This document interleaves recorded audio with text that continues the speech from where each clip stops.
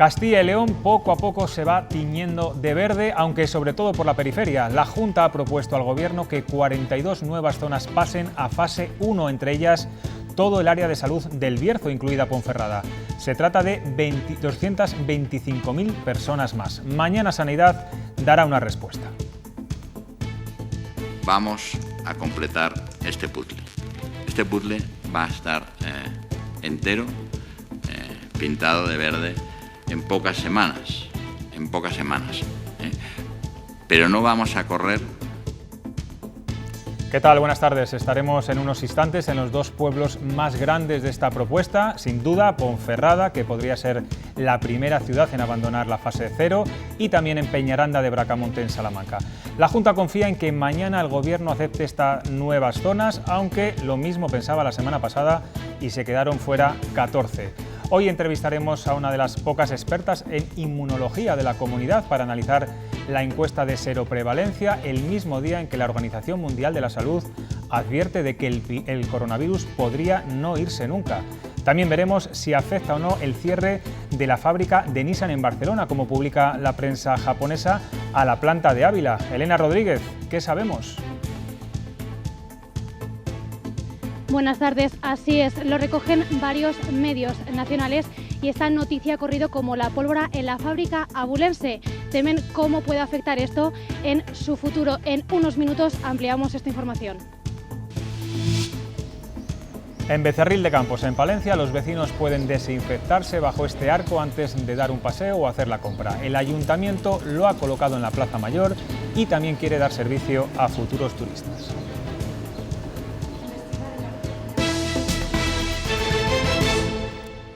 El Gobierno decidirá mañana si Castilla y León suma 42 zonas básicas de salud más a la fase 1 tras la petición de la Junta. De esta forma, contando con las 26 existentes, podrían ser 68 las áreas que el lunes avanzarían en la desescalada. Siempre insistimos si el Ministerio de Sanidad da el visto bueno. Y por primera vez se incluye un área sanitaria completa, la del Bierzo, que congrega a 11 áreas rurales y a la primera gran ciudad que podría pasar a esa fase, Ponferrada. Hasta allí nos vamos. Silvia Nogueiro, los ponferradinos estarán expectantes. ¿Qué tal? Buenas tardes. De hecho, el Ayuntamiento ha constituido un comité de desescalada para regular esa vuelta a la normalidad que traerá la fase 1. Sobre todo se trata de que la recuperación de espacios públicos, como puede ser la biblioteca municipal o las terrazas o el tradicional mercado que se celebra aquí los miércoles y sábados, se haga todo ello siempre con las máximas condiciones de seguridad. Ponferrada podría convertirse en el espejo en el que se miran otras ciudades de Castilla y León, aunque lo cierto es que sus vecinos están divididos. Opiniones de todo tipo en la calle ante la posibilidad de que el lunes el Bierzo avance en el plan de desescalada marcado por el Gobierno hasta la fase 1. Desde luego, hay mucha concienciación, toda la gente lleva mascarillas, tienen respeto, mantienen las distancias, en la gran mayoría. Por supuesto que sí, para la 3. Ya tenéis ganas, muchas. Sería importante, creen, para perder el miedo y empezar cuanto antes a generar actividad económica. Sin embargo, hay quien cree que aún es demasiado pronto ante un virus que causa tantos estragos. No. Todavía falta un poco.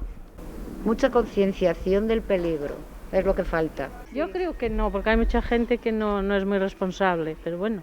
La calle dividida a la espera de conocer la decisión del Ministerio de Sanidad. Después del área de salud del Bierzo, Salamanca es la que más zonas puede sumar a la fase 1 con un total de 6 nuevas.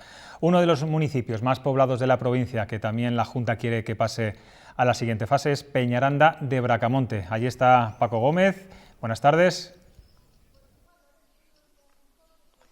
Hola, ¿qué tal? Buenas tardes. Muchas ganas tiene Peñaranda de Bracamonte de dar ese paso, pasar a la fase 1, convertirse en la primera ciudad de la provincia en que puede hacerlo. En estos momentos el Ayuntamiento está reunido ya porque a la espera de esa confirmación, la autorización del Gobierno, hay muchas cosas que preparar, fundamentalmente vinculadas a la vuelta a la normalidad de su biblioteca, una importante biblioteca comarcal, también algunas dependencias municipales culturales y sobre todo lo que tiene que ver con la hostelería. En todo caso, hasta aquí se ha llegado, dice el Ayuntamiento, gracias a la ejemplaridad de los peñarandinos y de los habitantes de la comarca.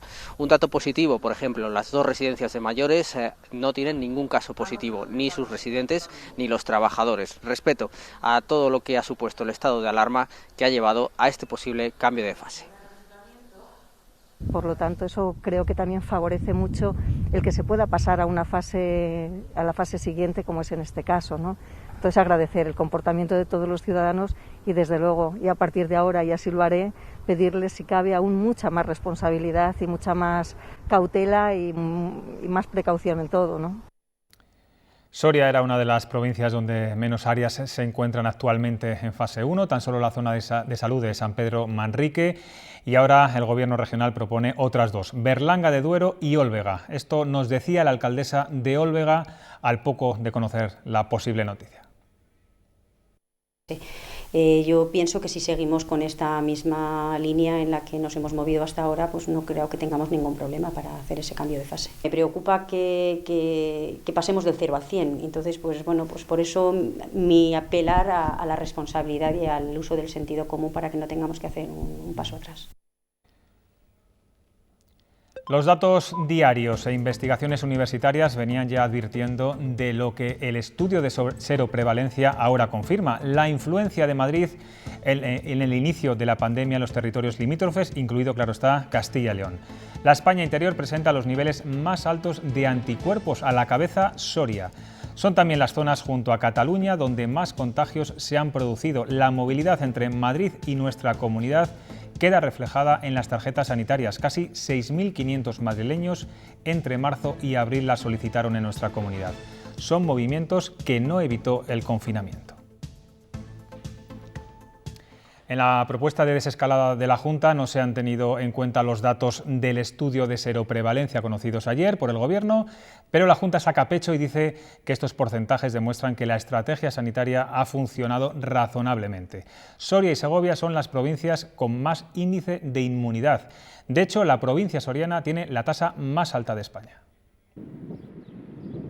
Hasta 12.000 personas podrían haber pasado el virus en Soria, según el estudio de seroprevalencia del Gobierno, que refleja que el 14% de la población ha generado anticuerpos frente al COVID-19. Aquí no saben cómo tomarse esa noticia. Pues depende de cómo se mire, es como mirar el vaso medio lleno o medio vacío. Tiene una parte positiva y otra muy negativa, la verdad. La mala es que hay un 86% de la gente que aún no lo ha pasado. La buena, que en teoría el resto ya es inmune, solo en teoría. Lo que no sabemos a estas alturas todavía es un virus nuevo, y entonces no sabemos cuánto tiempo va a durar y qué tipo de inmunidad nos va a conferir.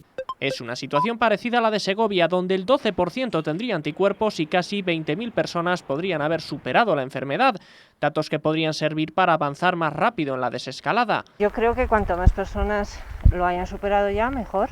Pero desde el Gobierno no les permiten hacerse ilusiones. No podemos plantear que estos resultados en ninguna de las provincias ni en ninguna de las comunidades autónomas vayan a proteger de rebrotes. Porque el cambio de fase no se basará en números, sino que dependerá más de lo prudentes que seamos todos a la hora de establecer nuestras relaciones sociales. Desde la Junta lo respaldan. No podemos decir que esa sea una tasa que nos proteja, que tenga esa inmunidad de población que necesitaríamos para no estar asustados. Soria y Segovia no podrán agarrarse a esta estadística para pasar de fase.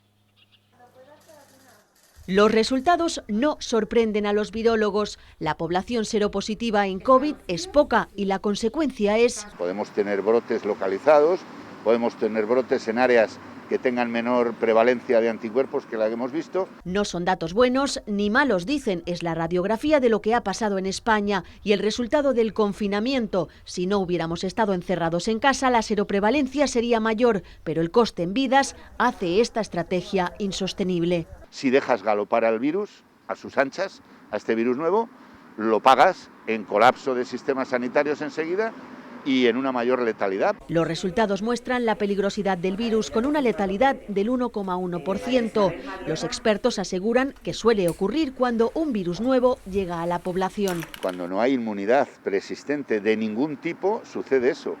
Eso pasó en la colonización española cuando los primeros españoles llegamos a América y llevamos enfermedades que no conocían y que en Europa mataban o tenían una letalidad X y en cambio en América del Sur la letalidad se multiplicaba por 10. Se confirman más contagios en las ciudades y el alto porcentaje de asintomáticos, y se consolida la pérdida del gusto y el olfato como síntoma común del coronavirus.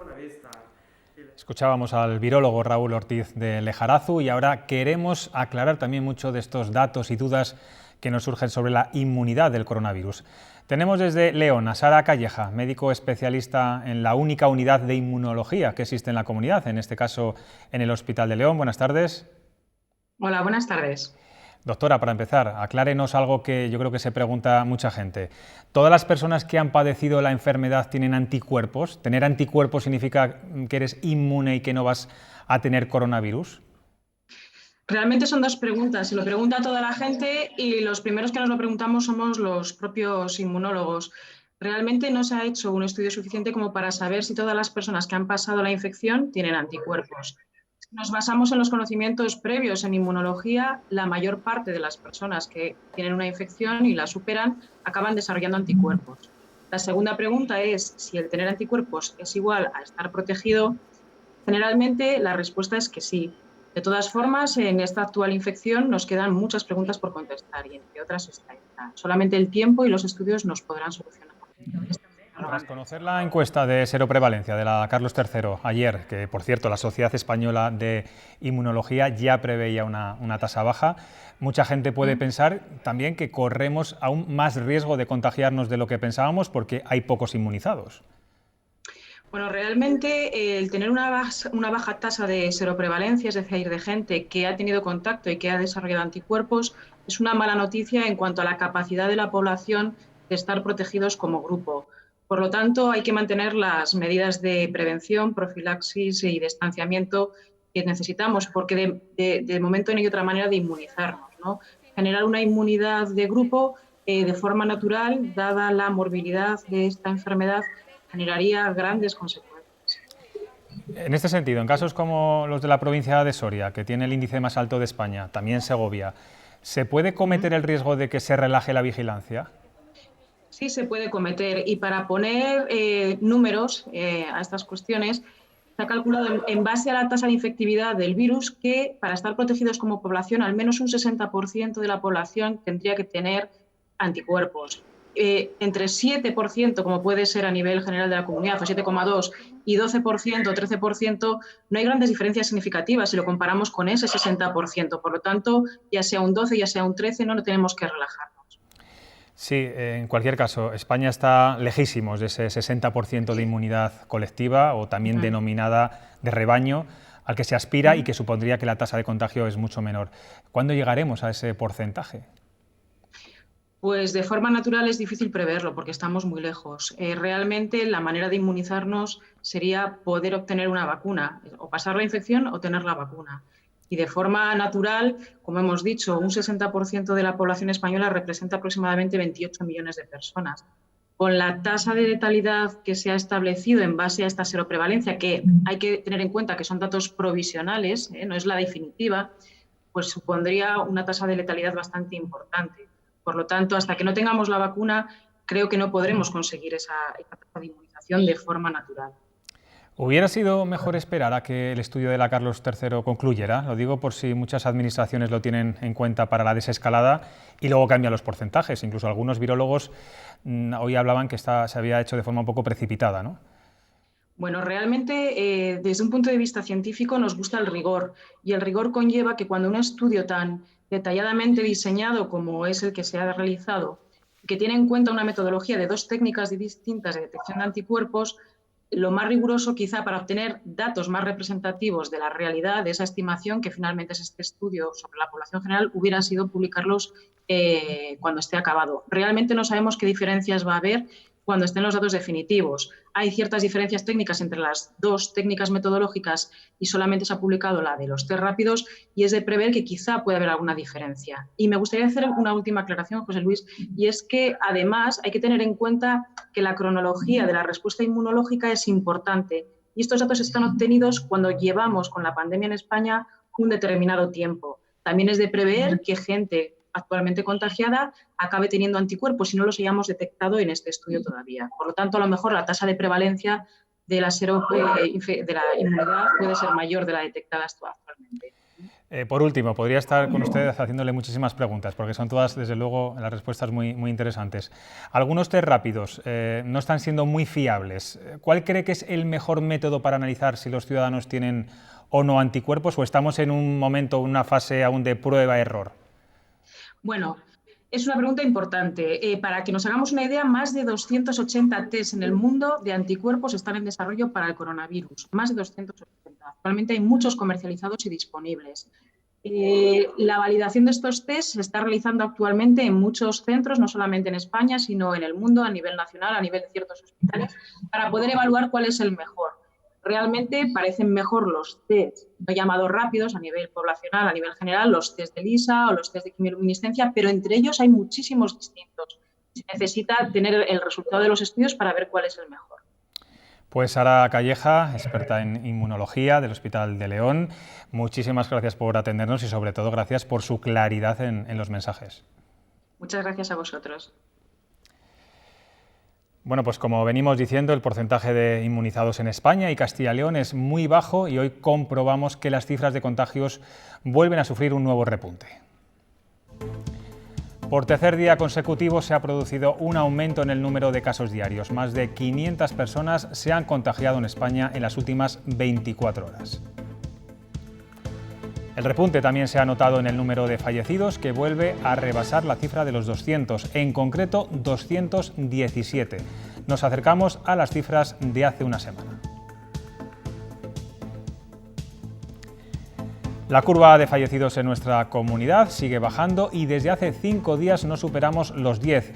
Hoy hemos tenido que lamentar otras 5 muertes a causa del dichoso coronavirus.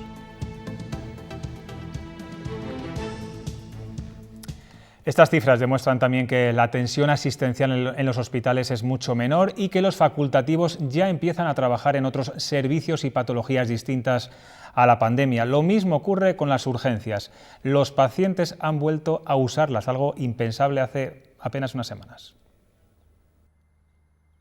Los servicios de urgencias de los hospitales recuperan cierta normalidad. Menos urgencias, afortunadamente, COVID, y estamos empezando a tener más urgencias generales, lo cual quiere decir que pues la gente también va perdiendo un poquito el miedo a venir al hospital cuando hay que venir. Lo normal en esta época del año en el Hospital de Salamanca es atender 400 pacientes al día. Actualmente pasan por aquí unos 200. Es una cuarta parte más que hace 2 semanas. Del enfermo que viene demandando atención por ser COVID es un perfil de paciente ya diagnosticado y que viene a una revisión y que probablemente se podría atender desde los puntos de atención primaria. Y aumentan mucho las visitas por lesiones traumatológicas. Sale y hace deporte, se cae, hay más posibilidades de que patologías que antes confinados no pasaba, ahora pasen, ¿no? Hay un repunte en la atención en urgencias y regresan quienes no deben ir, los casos más leves que pueden esperar a ir al médico de familia. Regional, la gente tome conciencia y utilice racionalmente estos servicios de urgencia, ¿no?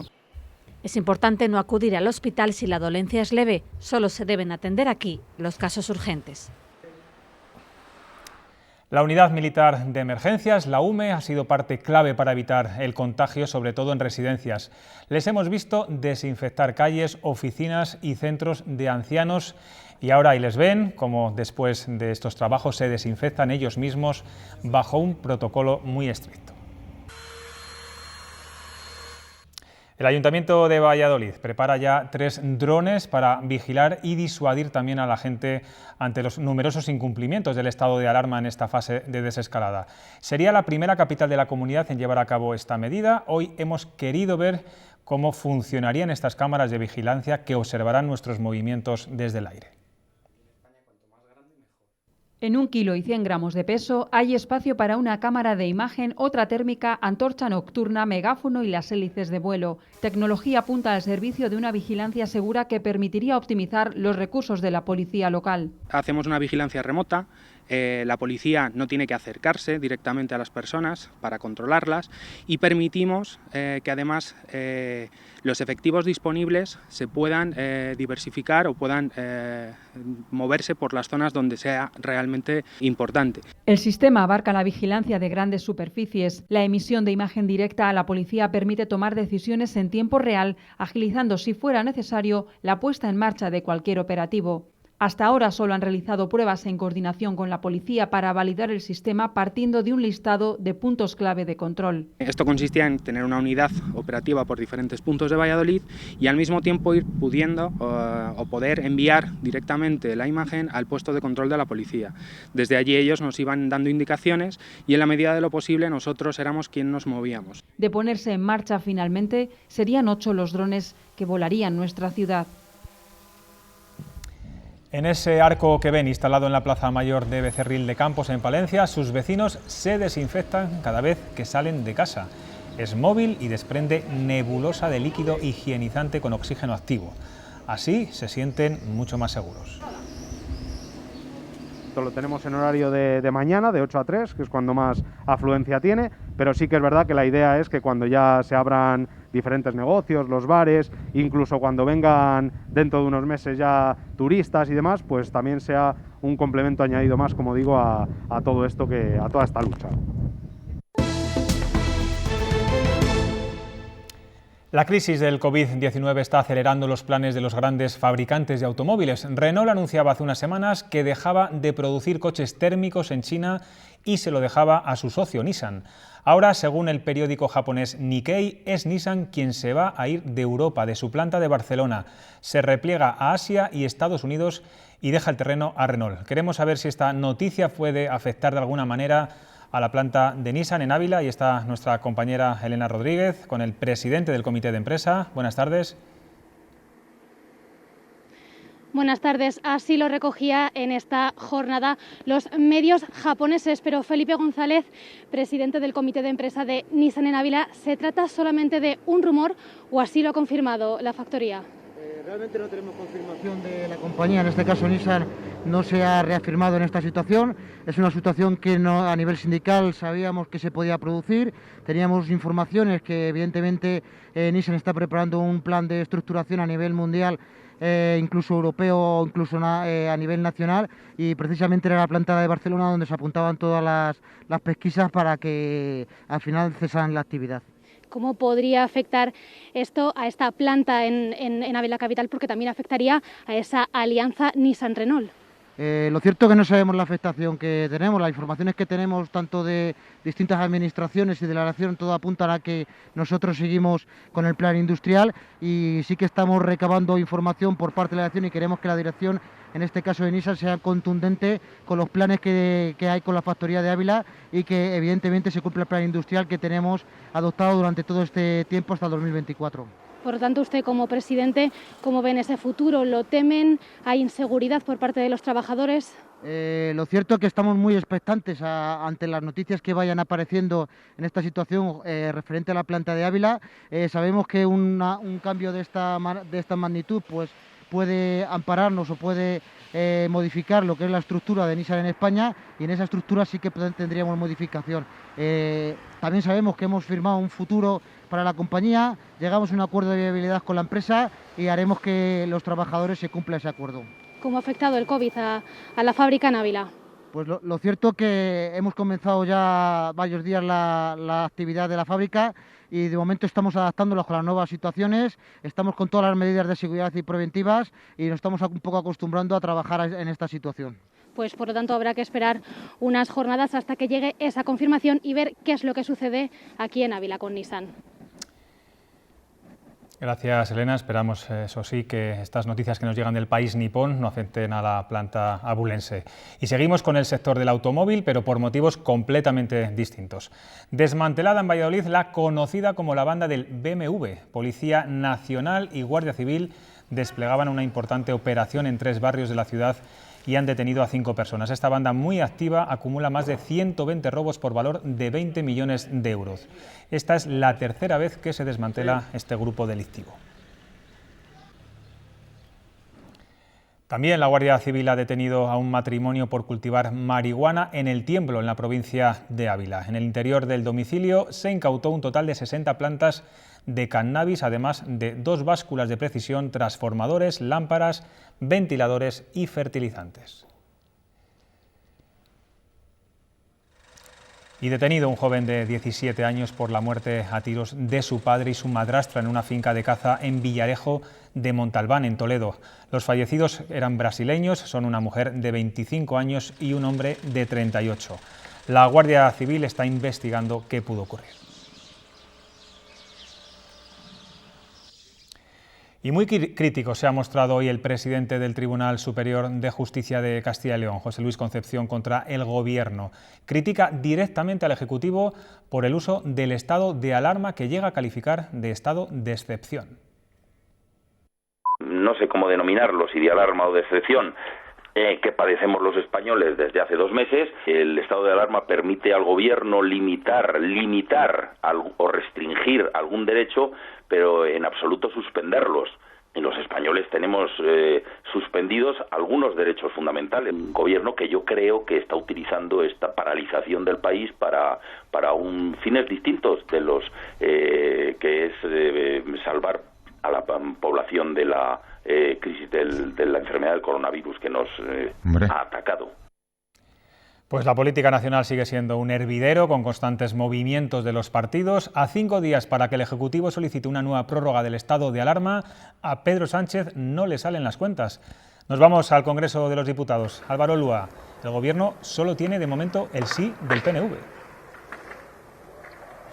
Sí, efectivamente, José Luis, buenas noches. Y con ese apoyo no sería suficiente. Esquerra Republicana con 13 diputados y Ciudadanos con 10 son ahora quienes centran los esfuerzos del Ejecutivo. En la Moncloa se podría estar incluso pensando en la posibilidad de presentar un plan alternativo, un plan B, forzado por la falta de apoyos tras el no ya anunciado del Partido Popular, que se uniría a Vox, e incluso se podrían unir algunas fuerzas minoritarias que fueron esenciales en la investidura de Pedro Sánchez, como Compromís.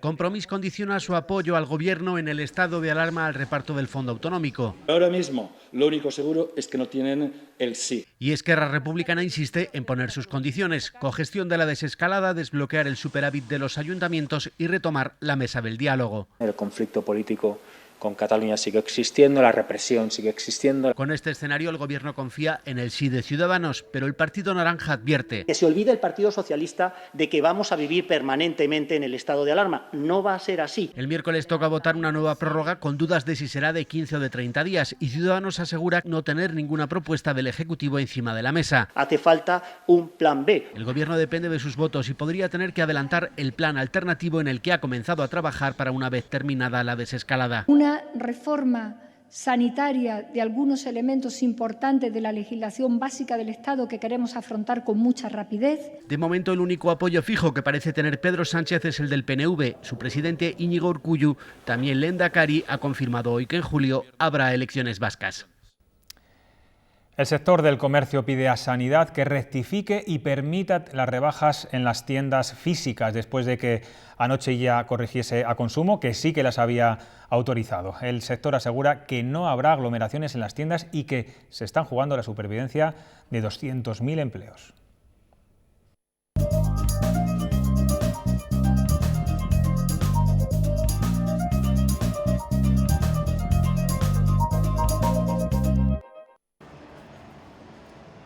No veremos estas imágenes esta temporada, pero los comerciantes piden al ministro de Sanidad que rectifique y permita las rebajas en las tiendas físicas. Que se deje de medir si se puede hacer rebajas o no se puede hacer rebajas, que creemos que no es de su competencia y que desde luego pues no parece que tenga mucha idea al respecto. El domingo saltaban las alarmas cuando el BOE publicaba esta prohibición. Días después, el Ministerio de Industria y Comercio rectificaba, pero al final de la jornada, Salvador Illa volvió al punto de partida. Puesto que las rebajas son un reclamo que pueden facilitar las aglomeraciones, no están permitidas. No entendemos que el Ministerio de Comercio nos diga que sí, entienda nuestras posturas, y que sea Sanidad nos diga que no. Un drama para la Confederación del Comercio de Castilla y León, que se sienten gravemente afectados frente al comercio online, donde sí se permiten estos descuentos. El comercio pequeño no puede competir con las grandes superficies ni puede competir con la venta online.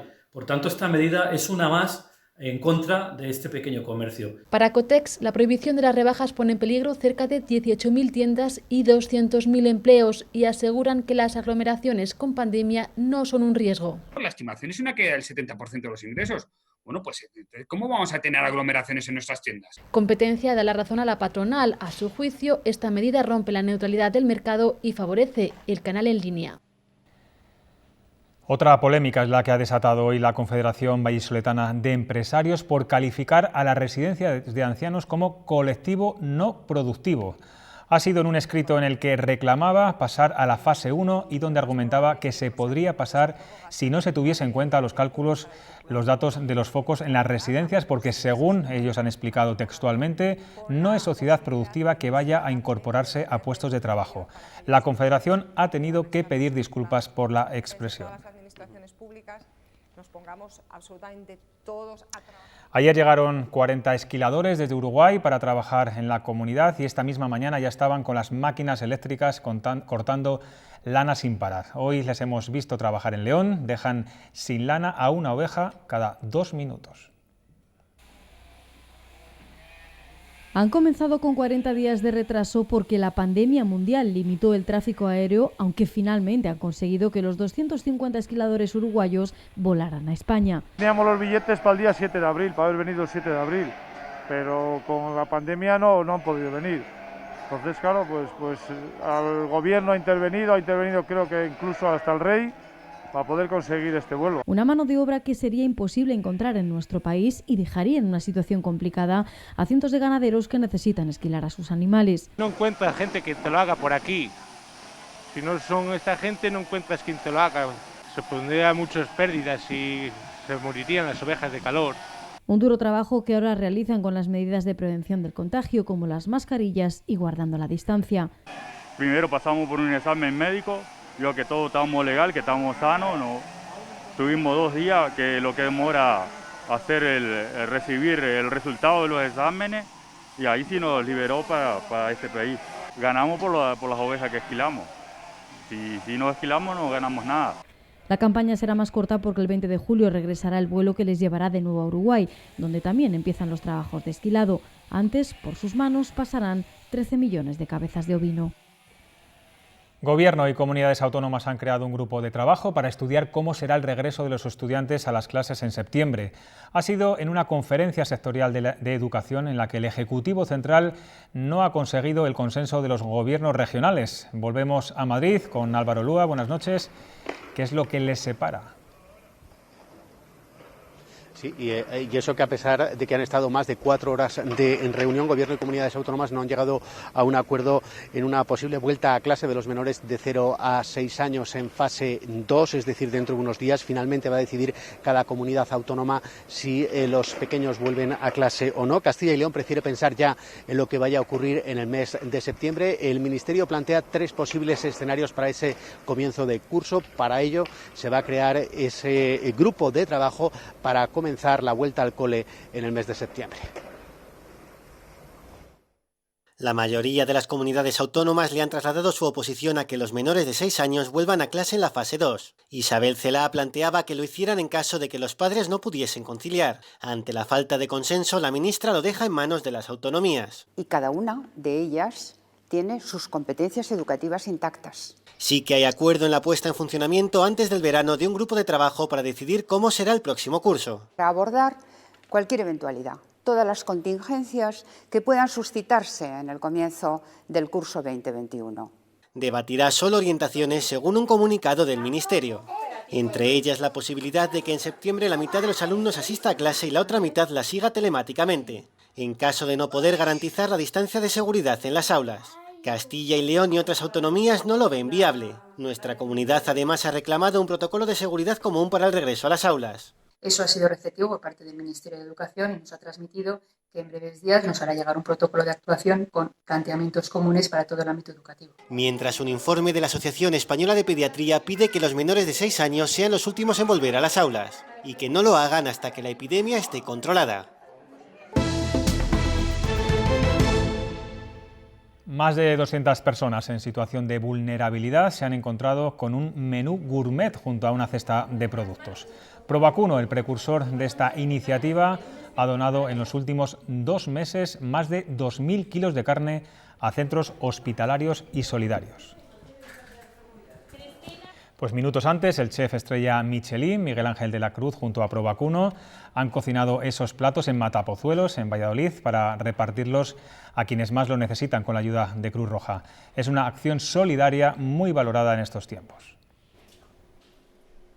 Hoy los fogones están que echan humo en la cocina de Miguel Ángel de la Cruz. Una menestra de verduras y sobre todo con carne, un poco de vino tinto. El chef estrella Michelin se pone el delantal y luce un nuevo complemento en su cocina, la mascarilla.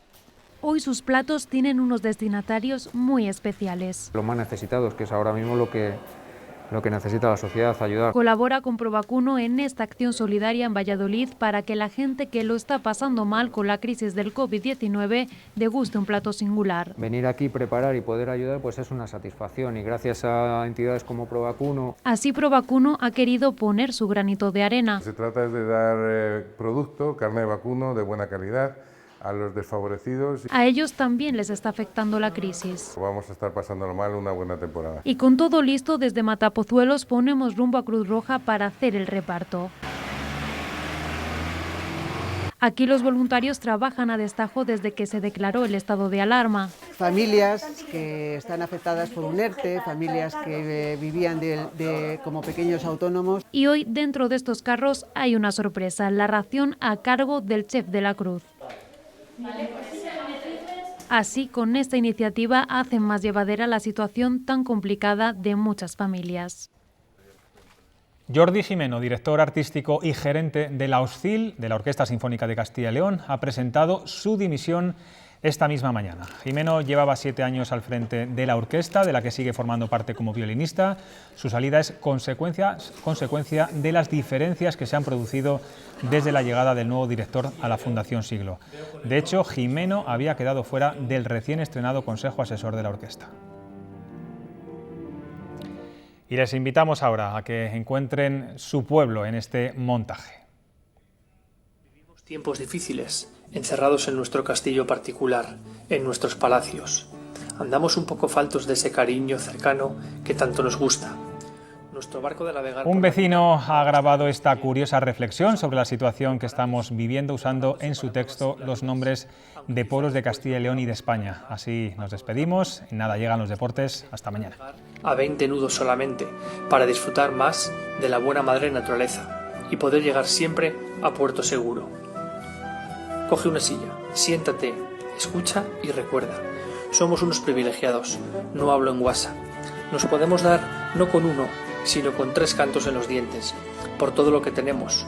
De momento no nos faltan los panes, ni el ajo, ni el melón, la cebolla, el pepino...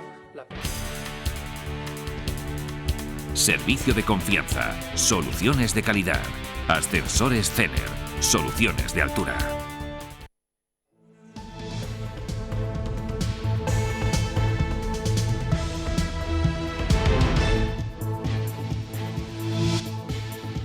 Es sin duda la noticia del día. Carlos Sainz ya ha anunciado oficialmente su fichaje por Ferrari. El madrileño será piloto de la escudería italiana a partir del año que viene, 2021, durante 2 temporadas, convirtiéndose en el tercero en la historia de nuestro país, tras Alfonso de Portago y Fernando Alonso.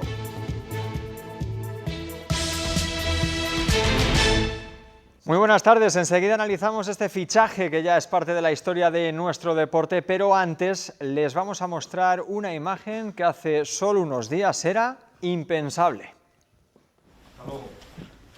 La de Javier Tebas y Luis Rubiales en actitud completamente cordial y saludándose amistosamente, ahí lo han visto, eso sí, con el codo. Irene Lozano, la presidenta del Consejo Superior de Deportes, ha convocado esta mañana a los presidentes de la Liga y de la Federación y les ha hecho firmar un código de buena conducta, un documento en el que ambos se comprometen, entre otras cosas, a resolver de forma amistosa los conflictos.